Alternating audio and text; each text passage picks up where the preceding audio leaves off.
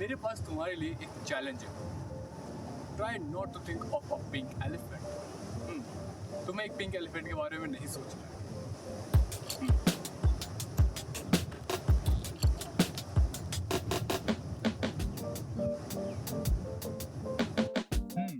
शायद तुम अभी भी उस पिंक एलिफेंट के बारे में सोच रहे हो, है ना? और तुम जितना उस पिंक एलिफेंट को निकालने की कोशिश कर रहे वो तुम्हारे दिमाग में इतना ही स्टक हुए जा रहा है। हम इसको एक मेटाफोर की तरह ले सकते हैं for how we approach our dissatisfaction with our life, जहां ये पिंक एलिफेंट हमारी साइकोलॉजिकल एक्सपीरियंसेस एके इमोशंस को रिप्रेजेंट करते हैं, जैसे एंगर, लस्ट, बोर्डम, हैप्पीनेस। जितना ही हम खुश होने की कोशिश करते हैं हम अपने आप को उतने ही दुख के गहरे गड्ढे में पाते हैं। क्या ये खुश होने की चाहत दुख का कारण है? जानेंगे इस वीडियो में। मगर ये सब जानने से पहले हमें एफर्ट्स एंड रिवॉर्ड के रिलेशनशिप के बारे में जानना होगा।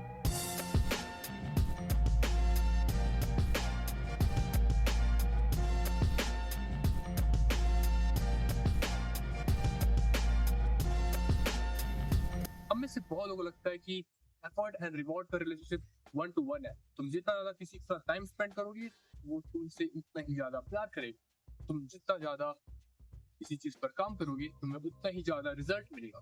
हमें ये समझना होगा कि most of the life activities doesn't exist in linear curve. हाँ, लीनियर कर्व में सिर्फ repetitive, rote and mindless activities ही एग्जिस्ट करती हैं। For example filling paper work, driving और cleaning your room. In all these cases, somebody who's doing something for 2 hours will double the output of somebody who does it for 1 hour. और ऐसा इसलिए क्योंकि they require no thought and creativity। और most of the time ये linear curve हमारे काम में आता ही नहीं है, क्योंकि हमारी जिंदगी और हमारे काम बहुत ही कॉम्प्लेक्स। हाँ, they are not rote, repetitive और mindless.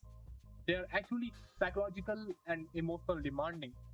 क्योंकि हम चेंज होते हैं, हमारी जिंदगी चेंज होती है, हमारे सराउंडिंग चेंज होती है, हम इवॉल्व होते हैं, हमारे इमोशंस चेंज होते हैं, हमारे साइकोलॉजिकल चेंज होते हैं। That's why. And therefore, most of the life activities actually exist on diminishing return curve. That means the more you experience something, the less rewarding it becomes. For example, productivity. 2 घंटे काम करना शायद twice productive होगा 1 घंटे काम करने के comparison में। Working for 4 hours might be twice as productive as working for 2. Working for 8 probably not, and working for 16 hours is definitely not. The diminishing return curve हमारे जिंदगी के नॉवल एंड कॉम्प्लेक्स एक्सपीरियंसेस में देखने को मिल जाता है। For example, think the number of time you play FIFA in a day. Think the number of time you have sex in a week. और ये सेम चीज हमारे फ्रेंड्स पे भी अप्लाई होता है। अगर तुम्हारे पास इन 4 दोस्त होंगे देन ये तुम्हारे लिए एक लाइफ चेंजिंग हो सकता है। तुम फुलफिलिंग महसूस करोगे, तुम्हारे लिए एक अच्छा बॉन्ड होगा। But on the other hand, अगर तुम्हारे पास 10-12 दोस्त होंगे देन तुम उतना ही लोनली फील करोगे, तुम उतना ही ज्यादा सेटिस्फाई रहोगे अपने लाइफ से, अपने बॉन्ड से। As I said that sex has diminishing return, as does eating, partying, drinking, watching porn and masturbating.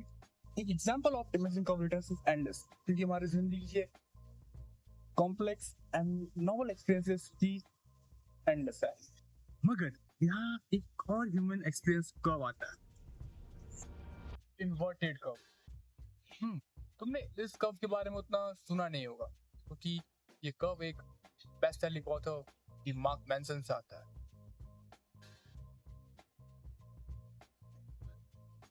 और ये कर्व सच में अजीब है, बहुत अजीब है। Where every increasing amount of efforts towards any experience make it move worse. तुम जितना भी चीज पर एफर्ट लगाओगे उस चीज का रिवॉर्ड तुमसे उतना ही दूर चले जाएगा। हाँ, the more effort you put into doing something, the more you will fail to do it. तुम जितना अपने क्रश को इम्प्रेस करने की कोशिश करते हो वो तुमसे उतना ही दूर चले जाता है। बात सच तो है, मगर यहाँ बात ये है कि इन्वर्टेड कर्व का इंपॉर्टेंस हमें हमारे साइकोलॉजिकल एक्सपीरियंसेस देखने को मिलता है। The experiences that only exist within our own mind. And सारी चीजें जो हम अपनी जिंदगी में एक्सपीरियंस करते हैं वो हमारा माइंड इंटरप्रेट करता है, and that's the fucking reason ये कॉन्सेप्ट समझना हमारे लिए इम्पोर्टेंट क्यों बन जाता है। तुम जितना हैप्पीनेस के पीछे भागोगे वो तुमसे उतना ही दूर जाएगा। तुम जितना ज्यादा कॉन्फिडेंस फील करना चाहोगे तुम उतना ही ज्यादा अपने आप पर सवाल उठाओगे और अपने आप को इनसिक्योर फील करवाओगे। The harder we try with the conscious will to do something, the less we shall succeed. Proficiency and result come only to those who have learned the paradoxical art of doing and not doing, or combining the relaxation with activity. Actually, the most fundamental component of our psychology operate in this way. Yeah. When we consciously desire some state of mind, then accidentally we create that opposite state of mind. जब भी हम खुश होना चाहते हैं तब हम अपने आप को ये याद दिलाते हैं कि हम खुश नहीं हैं। When we want to be confident, we remind ourselves about our insecurity and that we are not confident enough. The desire for positive experience is itself a negative experience, and the acceptance of one negative experience is itself a positive experience. ये inverted curve कुछ Elon watts के backward law effect जैसा है, where Alan Watts said that When you try to stay on the surface of the water, you sink, but when you try to sink, you float. ये कुछ ऐसा है कि एक dog जो सब कुछ अपने लाइफ में चेज कर चुका है, now he decided to chase his tail. मगर वो डॉग अपना टेल कभी कैच नहीं कर पाता, क्योंकि वो जितना वो उस टेल को कैच करने की कोशिश करता वो टेल उससे उतना ही दूर चले जाता है। मगर हमने अपनी सारी जिंदगी हर सब कुछ चेज करके पाया, तो हैप्पीनेस क्यों नहीं?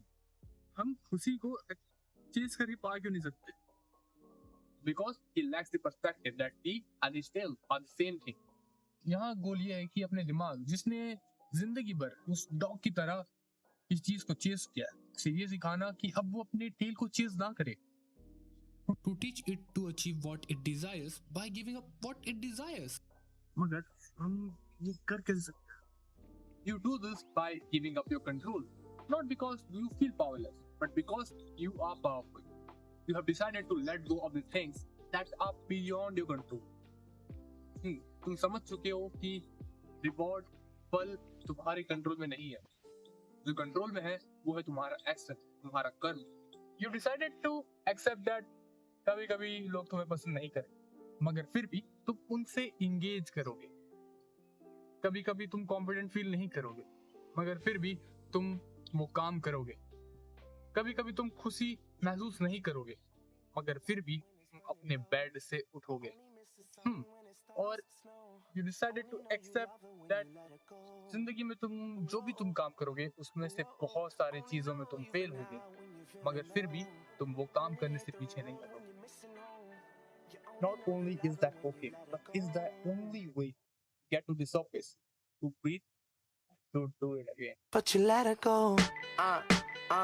Look, see, I remember when I met you as a sophomore. Started out as friends, but I knew that we would want more. Hit your favorite restaurant with your favorite dress on. That's one of my favorite memories that I've kept on the road with me.